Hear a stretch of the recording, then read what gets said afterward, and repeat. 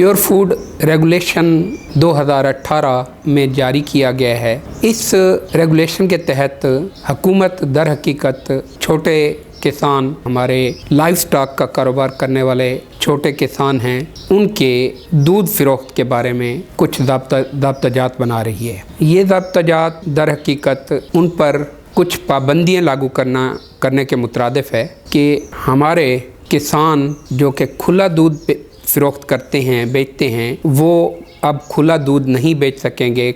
खुला दूध बेचना क्योंकि मुज़र सेहत है, इसमें जरासीम होते हैं और ये इंसानों के लिए, ये उनकी सेहत के लिए कतन मुज़र है। ये कानून साज़ी दर हकीकत जिस तरह से की गई है उसके पेश नज़र WTO के कवानीन हैं और उनका सबसे ज़्यादा फ़ायदा तरक्की याफ्ता ममालिक लेंगे, कॉरपोरेट कल्चर लेगा, हमारी मईशत पर, हमारे गरीब छोटे किसानों पर और हमारे लाइव स्टॉक का छोटा कारोबार करने वाले लोगों पर बेहतर असरात मुरतब नहीं होंगे। जो हमारा नेचुरल प्रोडक्ट है, हम एक तो उससे महरूम हो जाएंगे और दूसरा हमारे जो नेचुरल तरीके से यहाँ बनाए जाने वाले प्रोडक्ट जिसके बाई प्रोडक्ट से बहुत से कारोबारी लोग वाबस्ता हैं, उनके लिए भी ये नुकसानदेह है और इसका हमारी मईशत पर भी बराह रास्त असर पड़ेगा। ये कानून साज़ी मेरे ख़्याल में हमारे इस गरीब किसान और गरीब मज़दूर के लिए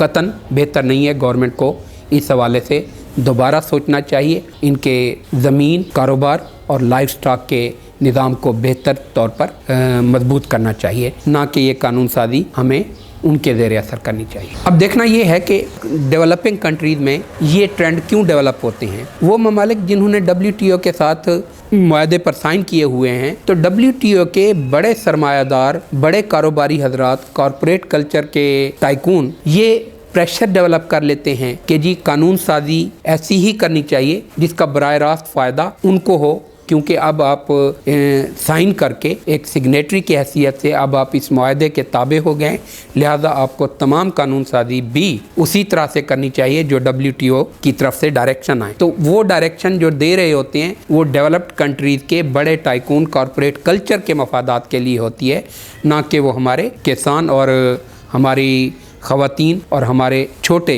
पैमाने पर लाइव स्टॉक से वाबस्ता लोगों के लिए है। तो ये ऐसी कानून साज़ी का बराह रास्त सरमाया उन्हीं ममालिक को जाता है, उन्हीं ममालिक के कॉरपोरेट कल्चर को जाता है। हमारी मईशत इससे मज़ीद दबाव का शिकार होगी और हम अपने जो नेचुरल प्रोडक्ट्स हैं उनसे भी महरूम होते चले जाएंगे।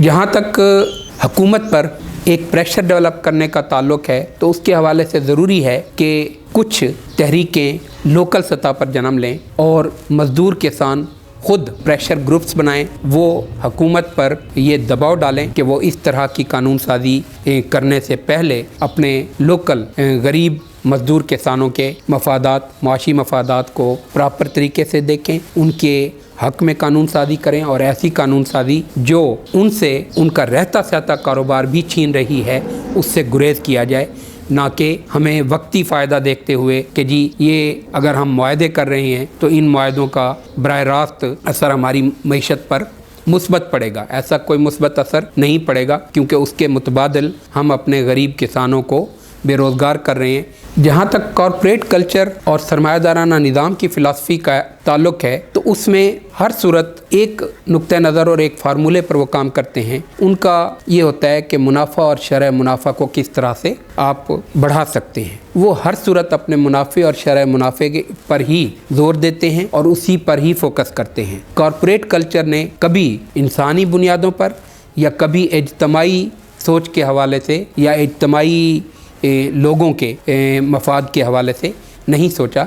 इसलिए ये ज़रूरी है कि छोटे पैमाने पर अगर ये आवाज़ उठाई जाए और लोकल सतह से ये आवाज़ उठाकर एक बड़ी तहरीक की शक्ल में इसको ढाल दिया जाए, तो ये मुमकिन है कि हमारी आवाज़ सरमायादारी का जो प्रॉफिट ओरिएंटेड फ़िलासफ़ी है उससे जान छूट सके।